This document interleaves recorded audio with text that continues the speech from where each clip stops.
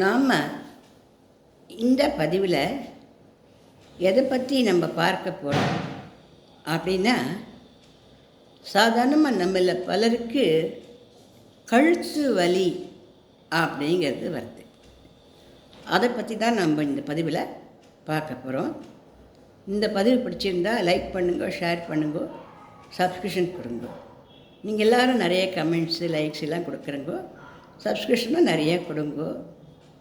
உங்களுடைய ஃப்ரெண்ட்ஸுகளுக்கும் ஷேர் பண்ணி அனுப்பி விடுங்க. இப்போ நம்ம கழுத்து வலியை பற்றி நம்ம தெரிஞ்சுக்கலாம். அது நீங்கிறதுக்கு என்ன பண்ணலாம் அப்படின்னு நமக்கு தெரிஞ்சுக்கலாம். சரியா? கழுத்து அப்படிங்கிறது கழுத்து உள் பக்கத்தில் கொஞ்சம் வளைஞ்சின்றா மாதிரி இருக்கும். இயற்கையாக அப்படி தான் இருக்கும். கொஞ்சம் வளைஞ்சின்றா மாதிரி இருக்கிறது தான் கழுத்து. அது ஏன் அப்படி இருக்குது அப்படின்னாக்கா, அது எந்த பக்கத்தில் வேணாலும் திருப்பலாம், எந்த பக்கத்தில் வேணாலும் குனியலாம், எப்போ வேணாலும் இந்த சைடுக்கு போகலாம், நிமித்தலாம், குடியலாம். இப்படி எல்லாம் பண்ணுறதுக்கு ஒரு வாட்டமாக இருக்கிறதுக்கோசரம் அந்த கழுத்து எலும்புகள் கொஞ்சம் ஸ்லைட்டாக வளைஞ்சின மாதிரி தான் எல்லாருக்குமே இருக்கும். இந்த வளைஞ்சின்ற மாதிரி இருக்கிற தன்மை நம்ம செய்யக்கூடிய அறியாமையினால் ஒரு இறுக்கி பிடிச்ச மாதிரி ஸ்ட்ரைட்டாக ஆகிற மாதிரி ஆகிட்டு வருது. அப்படி நம்ம என்ன பண்ணுறோம் அப்படின்னா, பைக் ஓட்டச்ச நம்ம முதுகை சரியாக வச்சுக்காத, கழுத்து சரியாக வச்சுக்காமல் என்ன பண்ணுறோம், கொஞ்சம் ஒரே பக்கமாகவோ இல்லை ஏடா குடமாகவோ நம்ம ஃபாஸ்ட்டாக ஓட்டச்ச அப்படியே கழுத்து வச்சு அப்படி ஒரு பக்கமாக வச்சுட்டோ முதுகை வளைச்சிட்டோ அந்த மாதிரிலாம் பண்ணிவிடுறோம் இல்லையா? அப்படி பண்ணும்பொழுது அந்த கழுத்து எலும்புகள் என்ன பண்ணுறது, வளைஞ்சின மாதிரி இருக்கிறதுலேருந்து ஸ்டிஃபாகி அப்படியே நெட்டு குத்து அப்படியே இப்படி நின்றுன்றது. கொஞ்சம் அப்படி இருந்ததுன்னா அது நெகிழ்ந்து கொடுக்கும். அந்த நெகிழ்ந்து கொடுக்கறதுன்றது இல்லாத அப்படி ஸ்ட்ரைட்டாக ஆகின்றது. ஒரு வாட்டி ஸ்ட்ரைட்டாக, 2 வாட்டி ஸ்ட்ரைட்டாக போய் கொஞ்சம் நாளாக நம்ம அதே மாதிரி பழக்கம் பண்ணிகிட்டே இருக்கும் பொழுது அந்த கழுத்தினுடைய எலும்புகள் அந்த சாஞ்சின்னு இருக்கிற அந்த நெகிழ்வு தன்மையை தன்னை விட்டு குறைச்சிட்டு அது ஸ்ட்ரைட்டாக நிற்கிறதுக்கு ஆரம்பித்த சமயத்தில் நமக்கு கழுத்து வலி வருது. ஒரு பக்கமாக செல்லை வச்சு அப்படி குனின்னு பார்த்துட்டே இருக்கிறது, அல்லது கம்ப்யூட்டர் ஒரே பக்கமாக உட்காந்து ஒரே ஏடி அடிச்சுட்டே இருக்கிறது, இல்லை நெட்டு குத்தில் அப்படியே உட்காந்துட்டே இருக்கிறது. அப்படி தானே பண்ண முடியும். வேலைக்கு போனால் அது வேலை செஞ்சு தானே அவ்வளோ நழியும். அது நடுவில் கொஞ்சம் முயங்கி ஆட்டிக்கிட்டு கொஞ்சம் தலைகளே அந்த மாதிரி கொஞ்சம் பண்ணிக்கணும். ஆனால் நம்ம வேலை சுவாரஸ்யத்தில் நம்ம அதெல்லாம் நம்ம உடம்பை பற்றி நம்ம கவனிச்சிக்கிறது இல்லை. இந்த மாதிரி பண்ணுறதுனால அந்த கழுத்தின நாளாவட்டத்தில் இறுகி போகிறது, அந்த எலும்புகள் இறுகி போகிறது.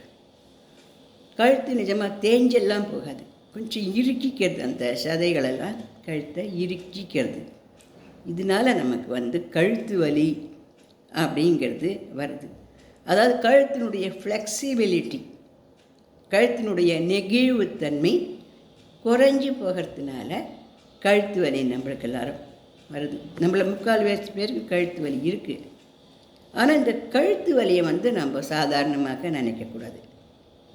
ஏன்னா கழுத்துக்கு வரக்கூடிய நரம்புகள், எலும்புகள், மூளை நரம்புகள், எலும்புகள், கைகளுக்கு வரக்கூடிய இந்த எலும்புகள், நரம்புகள் எல்லாத்தையுமே நமக்கு கனெக்ஷன் இருக்கிறதுனால கழுத்து வலி தானே எதை பொறுத்துன்னு போகலாம் அப்படின்னு இல்லாமல், கழுத்து வலி வந்த உடனே நம்ம மருத்துவரை நம்ம அணுகி அதுக்கு உண்டானதை ஃபிசியோதெரபியோ, முக்கால்வாசி மருந்து மாத்திரைகள் ரொம்ப இதுக்கு இருக்காது.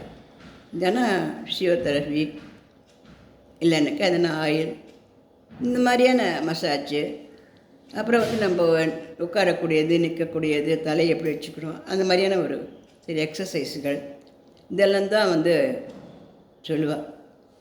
அதை நம்ம கடைப்பிடிச்சின்னு வரணும். ஃபிசியோதெரபி ரொம்ப முக்கியமானது. இதுக்கு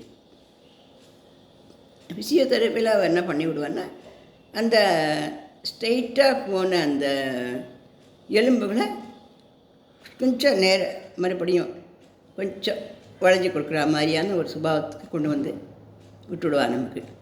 அப்புறம் நாம்ளே எக்ஸசைஸ் பண்ணி அவள் எப்படி சொல்லியிருக்காளோ அந்த மாதிரி பண்ணி அந்த கழுத்தை நம்மளோட வழிக்கு கொண்டு வந்துவிட முடியும். தசைகள்லாம் இருக்கிறது. அதுதான் காரணம். எலும்பு கூட ரொம்ப பாதிக்காது. இந்த கழுத்து தசைகள்லாம் அப்படி இறுக்கி பிடிச்சதுன்னா அது கழுத்து வலி வருது. இதுக்கு இன்னொரு காரணமும் இருக்குது. என்னென்னா ஏசி. ஏசிங்கிறது நமக்கெல்லாம் இதமாக இருக்குது, உடம்புக்கு சில்லுன்னு இருக்குது, அதெல்லாம் சந்தோஷம்.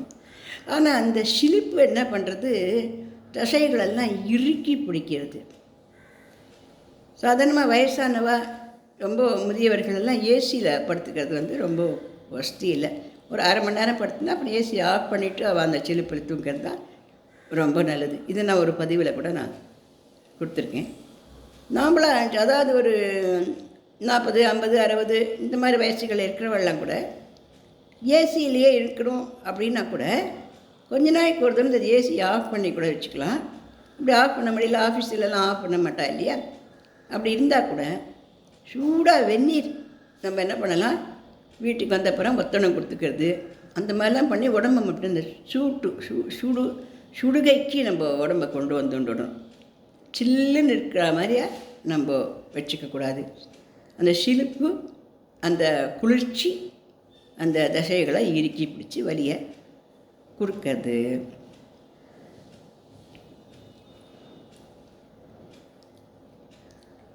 நிறைய தண்ணி குடிக்கணும். தண்ணியினுடைய அளவு ஒரு நாளைக்கு ஒரு 10 டம்ளராவது தண்ணி குடிக்கணும். 10-12 டம்ளராவது நம்ம தண்ணி குடிக்கிறது ரொம்ப ரொம்ப அவசியம். வெறும் தண்ணி அப்படியே மட்டும் குடிச்சிட்டு இருக்கிறது அப்படின்னு இல்லாட்டா கூட ரசம் குடிக்கலாம், சூப் குடிக்கலாம், சர்க்கரை போடாத ஜூஸ் குடிக்கலாம், அதுக்கப்புறம் மோர் குடிக்கலாம், பார்லி கஞ்சி குடிக்கலாம், காஃபி டீ அது பிடிச்சதுன்னா அது கொஞ்சம் போட அது சாப்பிட்டுக்கலாம்.